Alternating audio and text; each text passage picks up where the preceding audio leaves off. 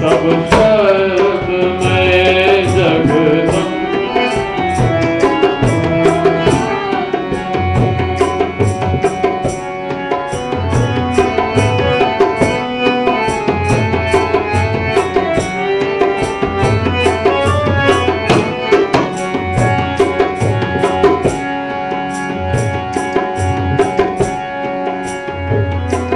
हर दृश्य में तू व्याप्त है,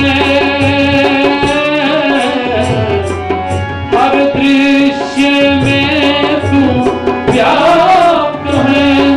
वाणी में तेरी गर्जना, वाणी में तेरी गर्जना।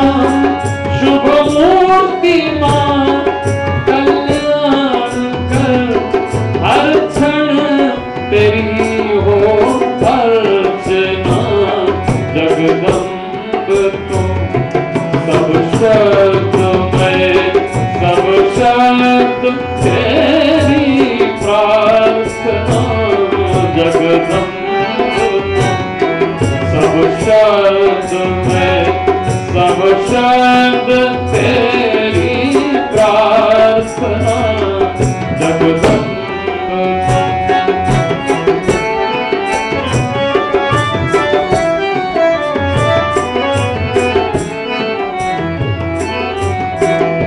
जनक जी महाराज इतने सारे काम करते हैं, राज संभालते हैं, लेकिन ये भजन कैसे करते हैं, ये जरा विचार करिए। व्यास जी बताते हैं, सुखदेव बेटा तू ऐसा मत सोचना कि जनक राजा पूजा कैसे करता है।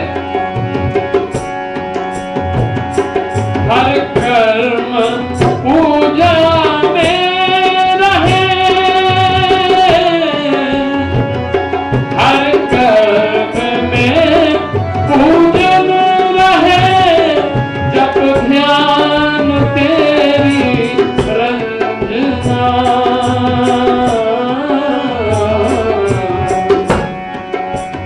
और असल में है क्या?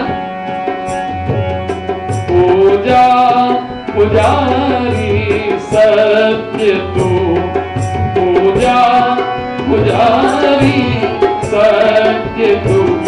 सब जगत तेरी सर्जना, सब जगत तेरी सर्जना। जगदम्ब तू सब शब्द में, सब शब्द तेरी प्रार्थना। सब शब्द तेरी प्रार्थना। जगदम्ब तू सब शब्द में, जगदम्ब।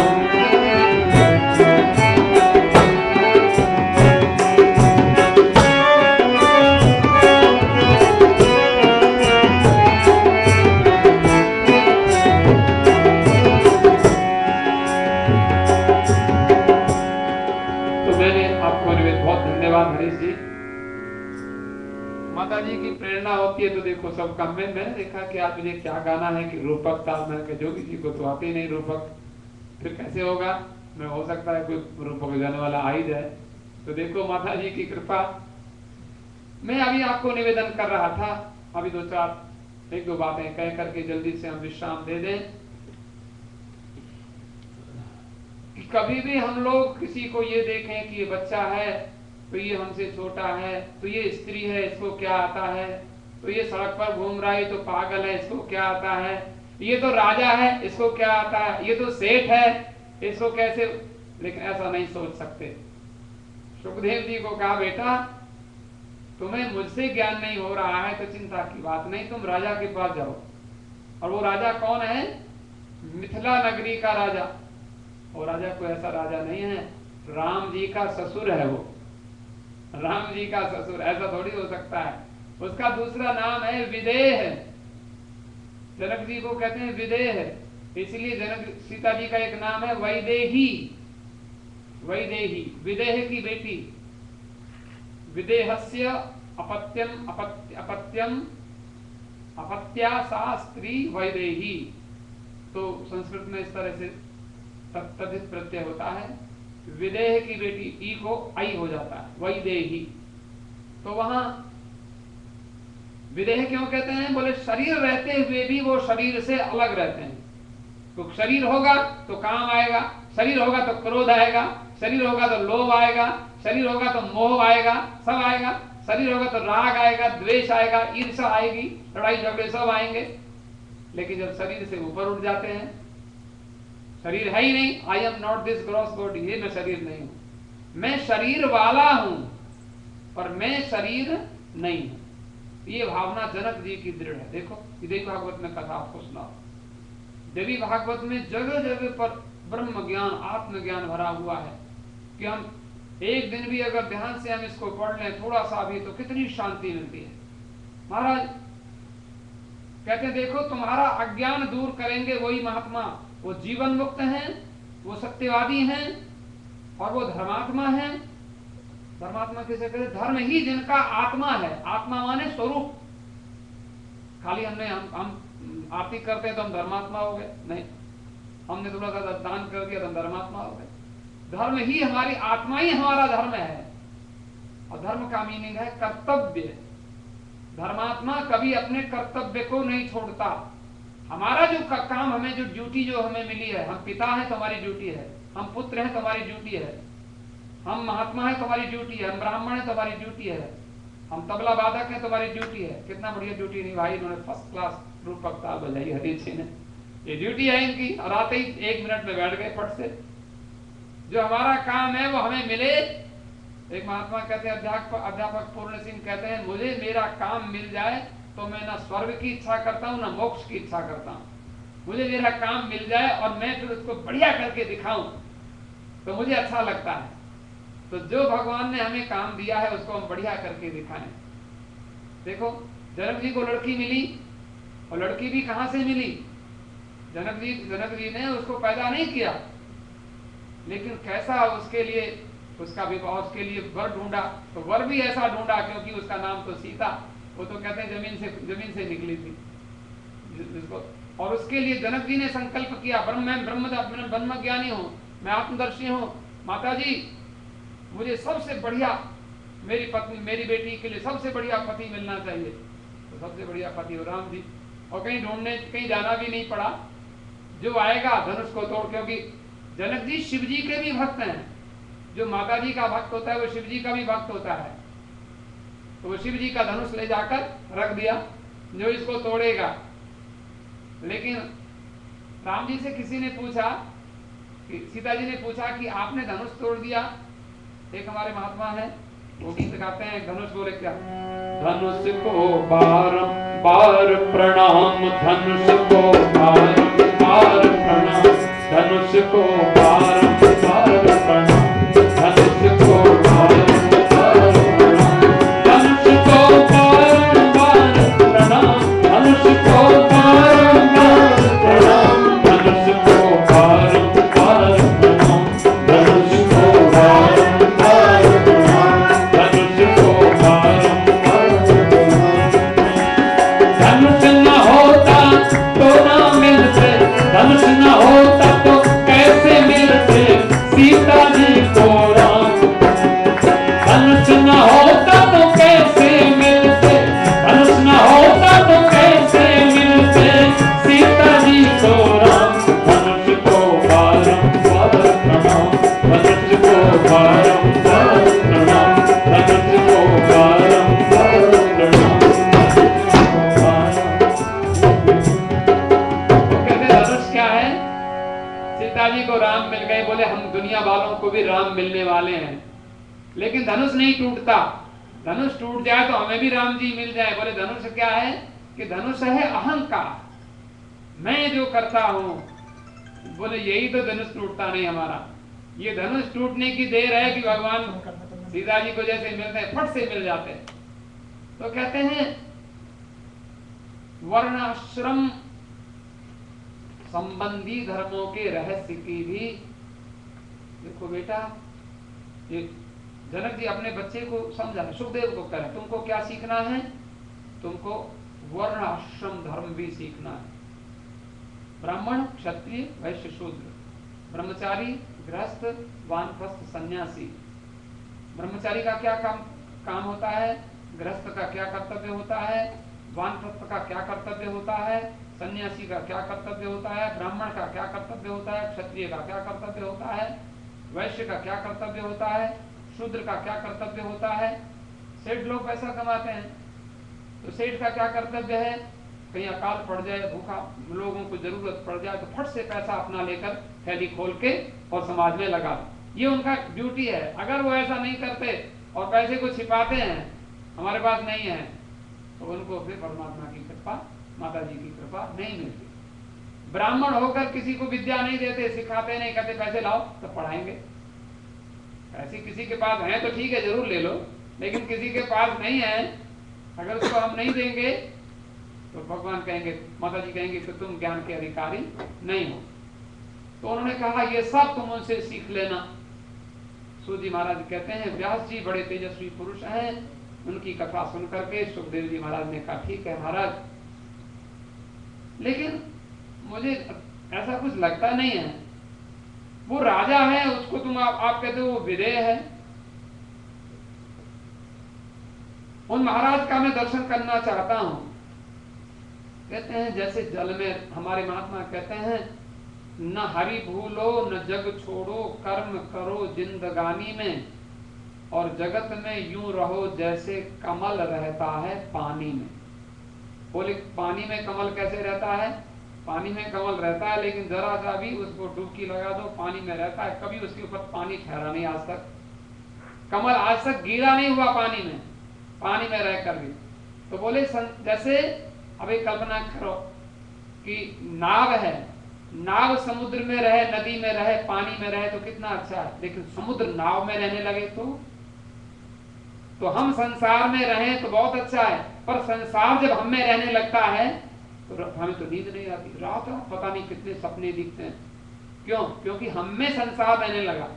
हम संसार में रहते तो बढ़िया आराम से सोते, आराम से खाते, लेकिन हम में संसार रहने लगा। घोड़े के ऊपर हम चढ़ जाए तो अच्छा, लेकिन कहीं घोड़ा हमारे ऊपर चढ़ जाए तो क्या होगा? घोड़े पर हम चढ़ जाए तो खूब सवारी करके जाए, चाहे जहां घूमे, पर घोड़ा हमारे ऊपर चढ़ेगा तो क्या होगा? इसलिए इंद्रियों का व्यवहार कैसे दूर हो सकता है? माता, पुत्र, स्त्री और कुलटा, इनमें भेद और अभेद क्यों नहीं किया जाए? और यदि किया गया तो फिर मुक्तता कहां रहती है? और देखो स्त्री तो एक ही है, लेकिन वो माता भी हो सकती है और कोई कुलटा स्त्री भी है, उसमें भेद और अभेद तो करना पड़ेगा। सब स्त्रियां एक जैसी नहीं होती, लेकिन सब में क्या देखोगे? फिर जो कड़वी चीज है वो उसको तो हमें छोड़ना ही पड़ेगा। कोई नमकीन है, कोई मिर्ची वाली है, तिक्त बोलते हैं उसको, कोई कसाय है, कसेली है, कोई मीठी है। ये सब जो 6 प्रकार के रस हैं, इनको जीव जानती है, और मनुष्यों के द्वारा उत्तम उत्तम पदार्थ सब लोग खा रहे हैं, बढ़िया, ठंडी है, गर्मी है, कभी सुख है, कभी दुख है। तो बोले फिर ये तो हमें सुख में सुखी, सुख में होकर के हंसना पड़ेगा, दुख में रोना पड़ेगा। मिर्च में हमको मिर्च लगेगी तो आप उसको जीवन मुक्त कहते हैं, विदेह कहते हैं, ये कैसे? और शत्रु आएगा कोई तो मित्र आएगा कोई, तो दोनों की साथ एक जैसा व्यवहार कैसे रखोगे? अरे भाई, एक शत्रु से द्वेष हो जाएगा, मित्र से प्रेम हो जाएगा, ये तो होता ही है। लेकिन ये तुम्हारे जनक जी ये सब कुछ नहीं करते। एक चोर आ जाएगा, एक सन्यासी आ जाएगा, तो दोनों में समान बुद्धि कैसे करोगे? पिताजी, मैंने अभी तक किसी भी राजा को जीवन मुक्त नहीं देखा। जीवन मुक्त तो वही है कि जो सबके प्रति एक भाव रखे। जनक गृहस्थी में होकर के जीवन मुक्त हो सकते हैं, ये मेरी शंका हो रही है। उनकी बात सुनकर मेरे मन में इच्छा हो रही है मैं उनके पास जाऊं। ऐसे सुखदेव जी महाराज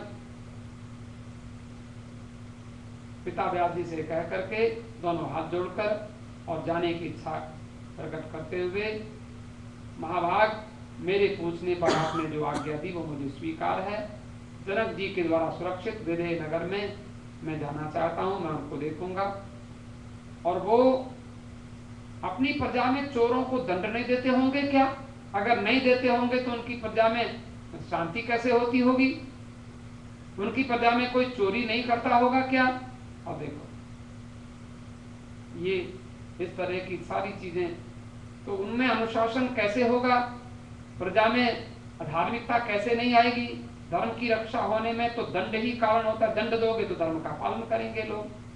जब ये सब बातें कही तो सुखदेव जी ने कहा मैं जाऊंगा और जाकर दर्शन करूंगा। उस स्थान पर जाकर तो सुखदेव जी महाराज पहुंचेंगे और जनक जी का दर्शन करेंगे। ये सब कथा हम आपको आगे सुनाएंगे। थोड़ा माता जी का स्मरण कर लीजिए। माता जी असल में इसमें कारण है माता जी की भक्ति, इसमें कारण है माता जी की शक्ति। क्योंकि थोड़ा सा स्मरण करें, जरा गाएं।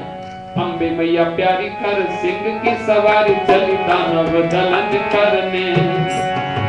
अम्बे मैया प्यारी कर सिंह की सवारी चली दानव दलन करने। ओ अम्बे मैया प्यारी कर सिंह की सवारी चली दानव दलन करने।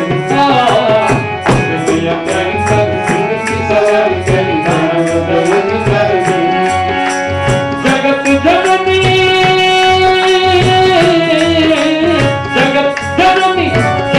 जननी देवी कालिका भवानी, जगत जननी देवी कालिका भवानी, चली दुखियों के दुख हरने। मैया प्यारी कर सिंह की सवारी चली दानव दलन करने। ओ मैया प्यारी कर सिंह की सवारी चली दानव दलन करने। ओ अम्बे मैया प्यारी कर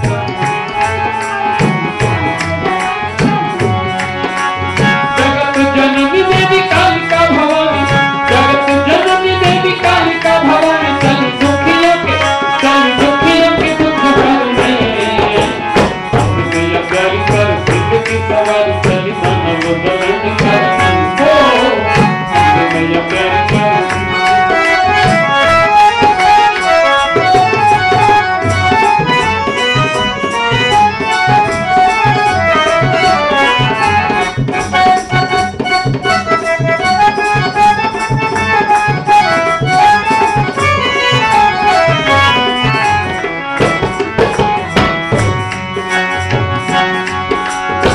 विकराल गल धारे मुंड माल,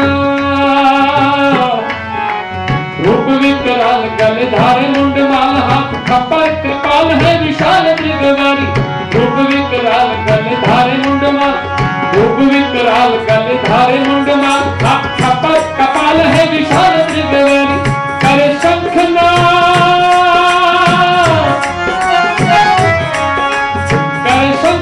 पुनि दमन नाद सत्र चंडिका चलावे शूल गल करधारी। रूप विकराल गल धारे मुंड माल, हाथ खपर कपाल है विशाल मृगवारी।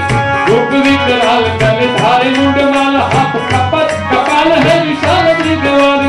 करे शंखनाद पुनि दमन नाद सत्र चंडिका चलावे शूल गल करधारी। रक्तपान करे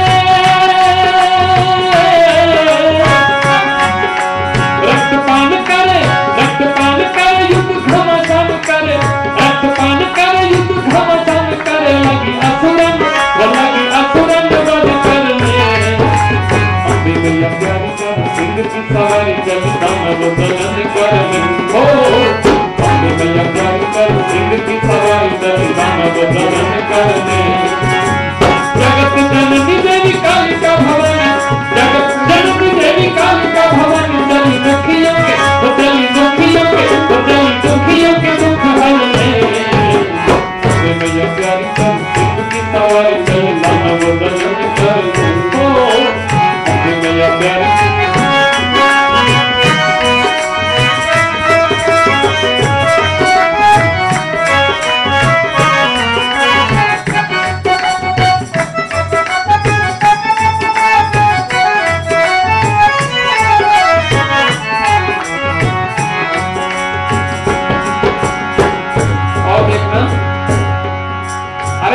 वास्तव में अगर हमारी निष्ठा हो जाए तो जनक जी कहते हैं बेटा, आगे हम सुनाएंगे, जनक जी को कुछ करना नहीं पड़ता, राजकाज तो माता जी अपने आप संभालती हैं। जनक जी को किसी शत्रु को कुछ दंड देना नहीं पड़ता है। अरे सारे शत्रु अपने आप शत्रु भाव छोड़कर मिट करने वाली तो वही है, तो मुझे चिंता काहे की है। और इतनी मजबूत निष्ठा रहती है जनक जी महाराज की, क्या कहना। धर्म बचावे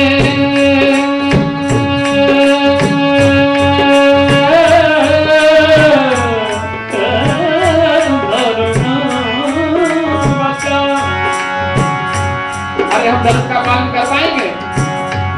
वो शक्ति देती है तो हम धर्म का पालन करते हैं। धर्म बचावे शुभ कर्म करावे।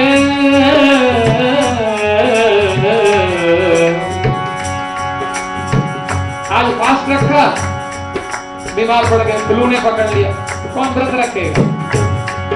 लेकिन माता जी शक्ति देती है कि हम व्रत रख सकते हैं।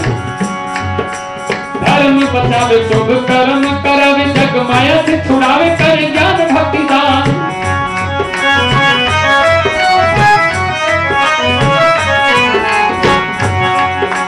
धर्म बचावे शुभ कर्म करावे, धर्म बचावे शुभ कर्म करावे, जग माया से छुड़ावे, करे ज्ञान भक्ति दान। और बड़ा बढ़िया गाते हो महाराज, बोले गाने वाली वही है, हम कैसे गाएंगे? बड़ा गायन करावे,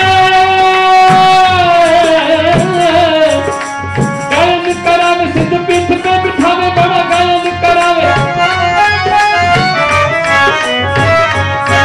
बड़ा गायन करावे, सिद्ध पीठ पे बिठावे, ज्ञान ध्यान के बीच नित्य देवे सम्मान। धर्म बचावे शुभ कर्म करावे, धर्म बचावे शुभ कर्म करावे, जग माया से छुड़ावे, करे ज्ञान भक्ति दान। गायन करावे सिद्ध पीठ पे बिठावे, गायन करावे सिद्ध पीठ पे बिठावे, ज्ञान ध्यान के बीच नित्य देवे सम्मान। सारी दुनिया से न्यारी,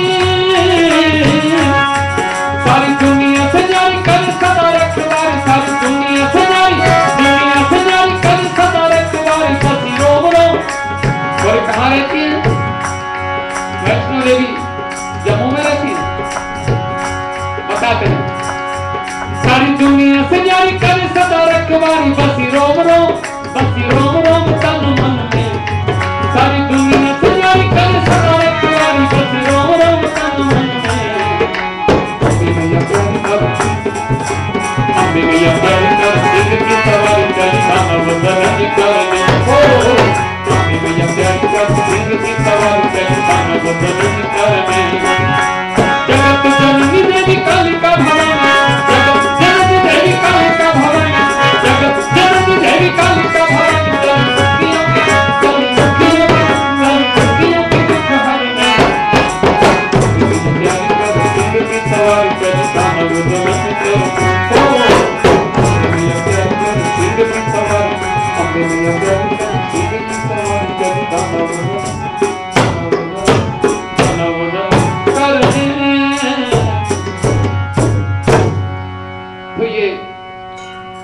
निवेदन कर रहा था। ये तत्व तो हमें समझना है देवी भागवत के माध्यम से कि आखिर कौन सी चीज है कि व्यास जी महाराज अपने बेटे को देखो शिक्षा नहीं दे सकते।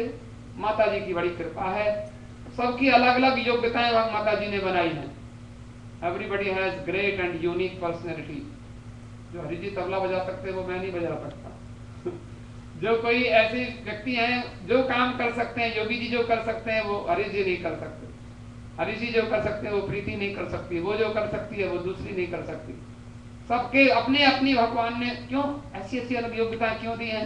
हमको तो लगता है तुम जाओ नाराज होके, हमारा तुम्हारे बिना काम चल जाएगा, लेकिन वो तो ठीक है, लेकिन भगवान ने सब लोगों को अलग अलग योग्यता इसलिए दी है कि आप किसी से ये मत कहो कि हमारा तुम्हारे बिना काम चले। सबको भगवान ने अलग अलग, वो सब आपको माता देवी भागवत में कहा है कि जितने माता जी के रूप हैं वो सब किसी में श्री है, किसी में धी है, किसी में विद्या है, किसी में ऐश्वर्य है, किसी में धन है, किसी में कुछ है। तो सबके साथ मिलजुल करके रहने के लिए देवी भागवत उपदेश देता है। और सबके भीतर वो समदृष्टि जो जनक जी महाराज को मिली है, इसलिए सुखदेव जी महाराज को अपने पिता व्यास जी ने जनक जी के पास भेजा शिक्षा देने को। क्योंकि जब तक व्यवहार की पक्की शिक्षा नहीं हो जाएगी, जंगल में रह के महात्मा बन जाएंगे, लेकिन जब तक परिवार में नहीं रहेंगे तो कैसे देखेंगे। जंगल में तो बड़े बड़े शेर हैं, लेकिन संसार में परिवार में भी तो काम जैसा शेर है वो मार देगा, क्रोध जैसा शेर है, लोभ जैसा शेर है, वो ऐसे जो जंगली जो घर में ज्यादा ज्यादा खतरनाक जानवर होते हैं। तो वहां परिवार में राजा के घर में जाकर जो तुम शिक्षा लेके आओगे तो तुम पूरे गुरु बन के आओगे। तो ऐसे सुखदेव जी महाराज की जो बड़ी अच्छी कथा आप आगे भी श्रवण करेंगे। इन शब्दों के साथ वाणी को विश्राम दें, समय पूरा अधिक ही हो गया। अब आरती करेंगे बड़े प्रेम से, उसके बाद आगे का